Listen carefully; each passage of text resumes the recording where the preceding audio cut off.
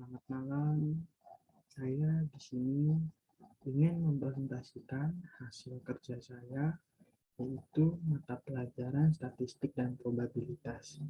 Perkenalkan, nama saya Nicholas Rafael Simunata dengan NIM 4181901959 dari Universitas Mercubuana. Di sini saya akan menjelaskan tentang distribusi normal. Distribusi normal merupakan salah satu jenis distribusi dengan variabel acak yang kontinu. Pada distribusi normal terdapat kurva atau grafik yang digambarkan menyerupai bentuk lonceng. Distribusi normal dapat disebutkan juga sebagai distribusi Gauss.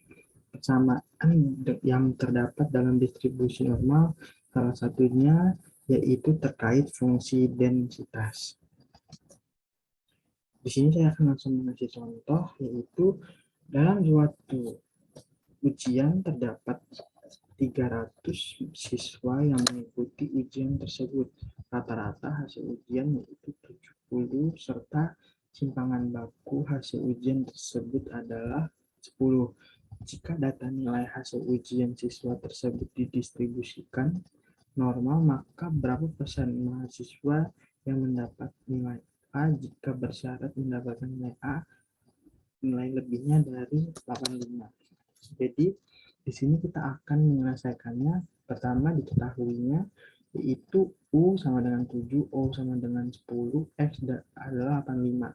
Yang ditentukan adalah Z X lebih dari 85, Z dalam kurung X lebih dari 85 sama dengan 1 dikurangi Z X lebih dari kurang dari 85. Akan dihitung terlebih dahulu nilai dari X Z dalam kurung X kurang dari 85. Z sama dengan 85 dikurang 70 dibagi 10 sama dengan 15 per 10 sama dengan 1,5.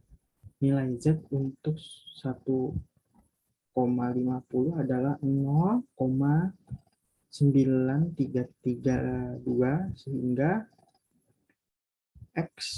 sehingga Z X lebih besar dari 85 sama dengan 1 dikurang Z X lebih besar dari 85,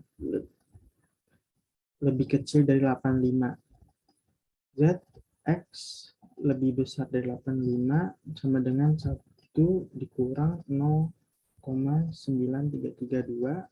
Z X lebih besar dari 85 sama dengan 0,0668. ZX lebih besar dari 85 sama dengan 6,68%. Itu hasilnya.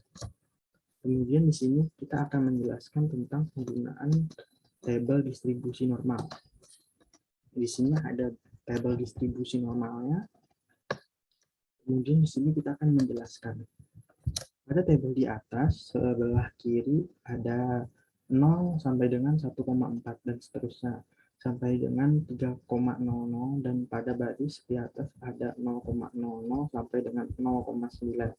Misalnya Z sama dengan 1,07, maka pada kolom kiri kita cari 1,0 dan bergerak ke kanan cari angka 0,07 pada baris paling atas, sehingga kolom pada baris bertemu pada angka 0,3557 yang berarti 35%,57%. 35,57%. Karena tabel di atas hanya memuat setengah dari seluruh luas kurva, maka seluruh pada Z kurang lebih 1,75 adalah 2 dikali 35,57% sama dengan 71,14%. Begitu juga untuk nilai Z sama dengan 1,8, luasnya diperoleh 0,4306 sama dengan 4306%. Luas keseluruhannya 86,12%.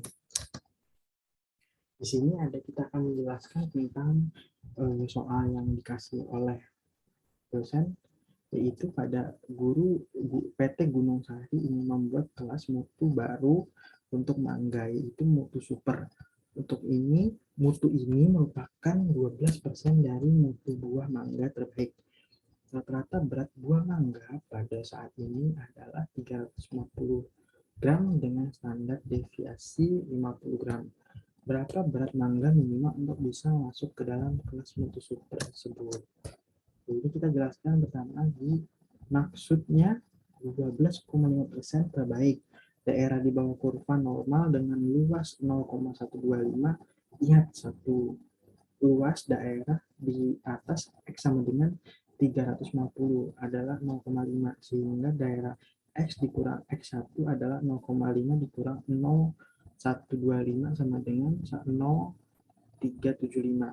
Jadi nilai P 0 lebih kecil dari Z, Z lebih kecil dari belum ditemukan sama dengan 0,375. Untuk mencari nilai Z dari 0,375 dapat dicari di tabel kurva normal.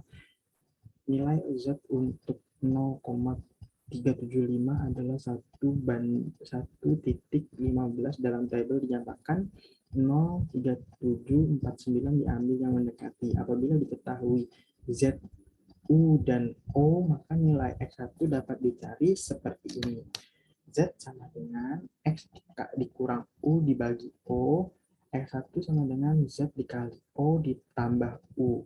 X1 sama dengan 1,15 dikali 50 ditambah 350. Jadi nilai X1 57,5 ditambah 350 sama dengan X 407,5.